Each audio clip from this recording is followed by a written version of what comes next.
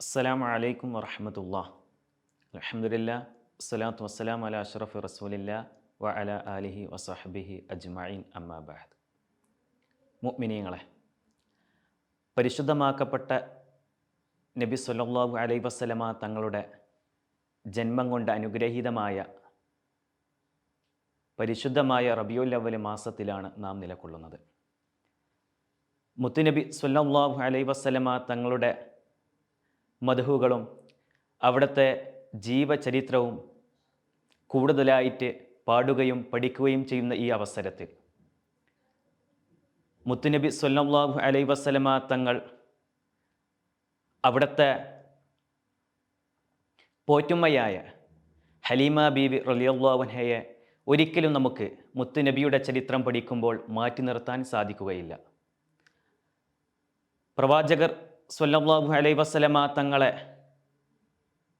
വളർത്തുവാൻ സൗഭാഗ്യം ലഭിച്ച വല്ലാത്ത ഒരു മഹദിയായിരുന്നു ബീവി ഹലീമ ബീവി. പുണ്യനബി സ്വല്ലല്ലാഹു അലൈഹി വസല്ലമ തങ്ങളിലൂടെ അനവധി സൗഭാഗ്യങ്ങൾ മഹദിക്ക് ലഭിച്ചു എന്നുള്ളതാണ്.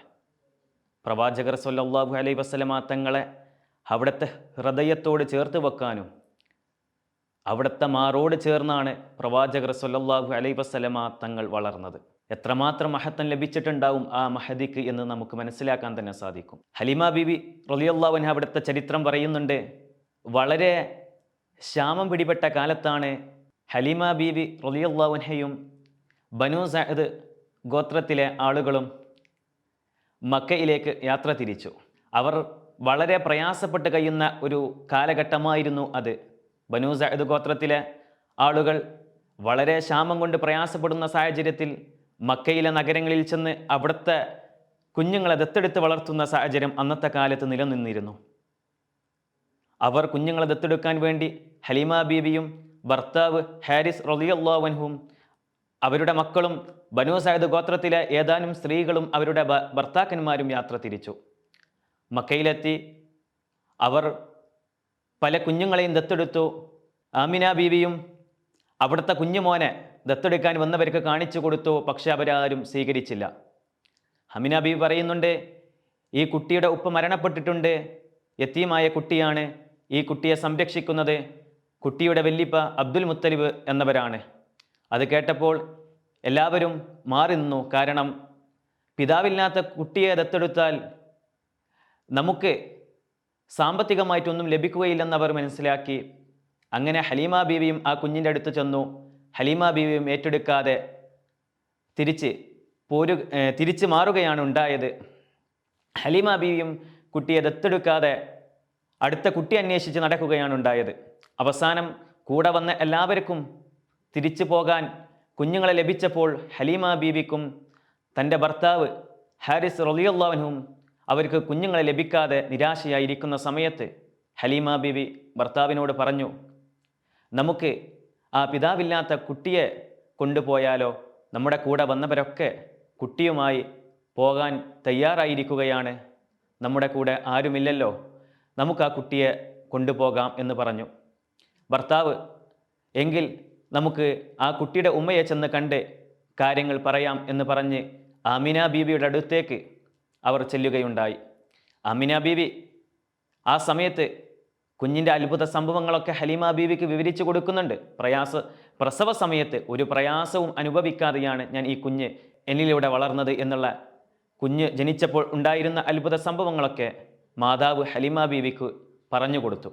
ഹലീമ ബീവി കുട്ടിയെടുത്ത് മുല കൊടുക്കാൻ വേണ്ടി ഹലീമ ബീവി കുട്ടിയെടുത്തപ്പോൾ അവിടുന്ന് തീരെ ഭക്ഷണം കഴിക്കാത്ത ഹലീമ ബീവി വളരെ ക്ഷാമമായി പ്രയാസപ്പെട്ട് ജീവിച്ചിരുന്നത് കൊണ്ട് തന്നെ അവിടുത്തെ മുലപ്പാൽ വറ്റിയിരുന്നു. പക്ഷേ കുട്ടിയെടുത്ത സമയത്ത് മുലപ്പാലിന് വേണ്ടി കുട്ടിയുടെ വായിലേക്ക് വെച്ചപ്പോൾ അതാ ഒരുപാട് അവിടുന്ന് പാല് കുടിക്കാൻ ആ കുട്ടിക്ക് സാധിക്കുകയും തുടർന്ന് ഹലീമ ബീവിയുടെ മകനും തൊട്ടടുത്ത മുലയിൽ നിന്ന് പാല് നൽകാനും സാധിച്ചു എന്നുള്ളതാണ്.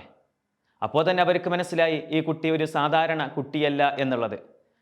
അങ്ങനെ ഭർത്താവ് ഹാരിസ് റളിയല്ലാഹു അൻഹു തൻ്റെ ഒട്ടകത്തിൻ്റെ അടുത്തേക്ക് ചെല്ലുകയും ഒട്ടകത്തെ കറക്കാൻ വേണ്ടി ശ്രമിച്ചപ്പോൾ ധാരാളം പാല് ഒട്ടകത്തിൽ നിന്ന് ലഭിക്കുകയും ചെയ്തു. അവർ ഈ അത്ഭുതം മനസ്സിലാക്കി അങ്ങനെ അവർ യാത്ര തിരിച്ചു. മക്കയിലേക്കുള്ള യാത്രയിൽ ഒരുപാട് പ്രയാസപ്പെട്ടെങ്കിലും തിരിച്ചുള്ള യാത്രയിൽ ഒരു പ്രയാസവുമില്ലാതെ വളരെ വേഗത്തിലായിരുന്നു അവരുടെ യാത്ര.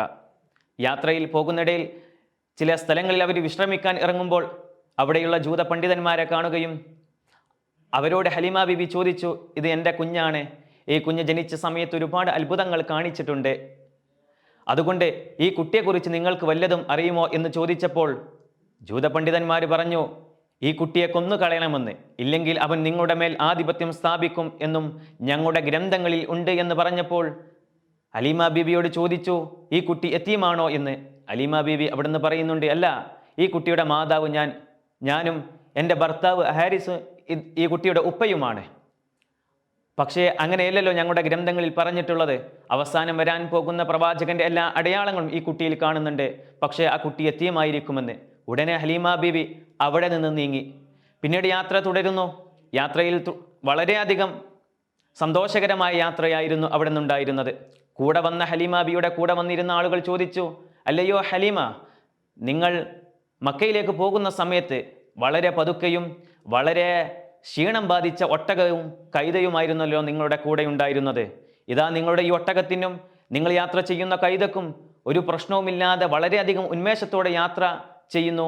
നിങ്ങൾ മക്കയിൽ നിന്ന് നിങ്ങളുടെ ഒട്ടകത്തെയും കൈതയെയും മാറ്റിയിട്ടുണ്ടോ എന്ന് ചോദിച്ചു. ഇല്ല, ഞങ്ങൾ മക്കയിലേക്ക് പോയപ്പോൾ ഉപയോഗിച്ച അതേ വാഹനം തന്നെയാണ് തിരിച്ചു പോന്നപ്പോഴും ഞങ്ങൾ ഉപയോഗിച്ചിട്ടുള്ളത് എന്ന് പറഞ്ഞു. പിന്നീട് ഉക്കാദ ചന്തയിലെത്തുന്നുണ്ട്.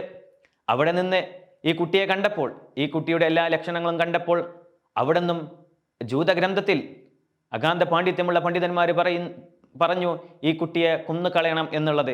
ഉടനെ അവിടെ നിന്നൊക്കെ ഹലീമ ബീവി രക്ഷപ്പെടുകയാണ് ഉണ്ടായത്. അങ്ങനെ ഹലീമ ബീവി ഇവിടെ നാട്ടിലെത്തുകയും അവർ നാട്ടിലെത്തിയപ്പോൾ വളരെ ക്ഷാമം പിടിച്ച അവരുടെ നാടും പരിസരവുമെല്ലാം വളരെയധികം പുല്ലുകളും ചെടികളൊക്കെ വളർന്ന് വളരെ മനോഹരമായ ഒരു നാടായി മാറിയിരിക്കുന്നു.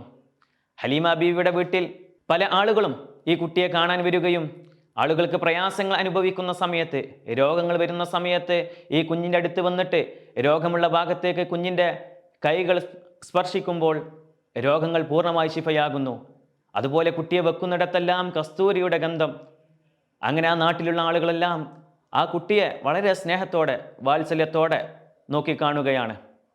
ഹലീമ ബീവിയുടെ കൂടെ, അവിടുത്തെ കുടുംബത്തോട് കൂടെ ഹലീമ ബീവിയുടെ മകനോടൊപ്പം ആ കുട്ടി കളിച്ച് വളർന്നു. 2 വർഷത്തോളം ആ കുട്ടിയെ ഹലീമ ബീവി വളർത്തി. 2 വർഷത്തെ കാലാവധിയാണ് മുല കൊടുക്കാൻ വേണ്ടി അവർ സ്വീകരിച്ചിരുന്നത്. 2 വർഷം പൂർത്തിയായപ്പോൾ കുട്ടിയെ തിരിച്ചേൽപ്പിക്കാൻ വേണ്ടി ഹലീമ ബീവി മക്കയിലേക്ക് യാത്ര തിരിച്ചു.